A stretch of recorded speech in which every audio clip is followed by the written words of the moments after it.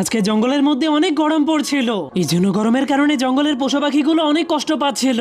কিন্তু তখনই বানর বুদ্ধি খাটিয়ে হাতির সামনে গিয়ে হাতির নাক থেকে ঠান্ডা বাতাস খেতে শুরু করে দেয়। কিন্তু তখনই হঠাৎ করে হাতিটা অনেক জোরে বাতাস দেওয়ার কারণে বানরটা আকাশে উড়ে যায়। কিছুক্ষণ পর হাতিটাও আর গরম সহ্য করতে পারছিল না, এই জন্য সে বানরটাকে ধরে বানরের লেজের সাহায্যে ফ্যান বানিয়ে বাতাস খেতে শুরু করে দেয়। এরপর তারা নদীর ঠান্ডা পানিতে লাফ মেরে গোসল করার সিদ্ধান্ত নেয়। কিন্তু নদী তো অনেক আগেই শুকিয়ে গিয়েছিল।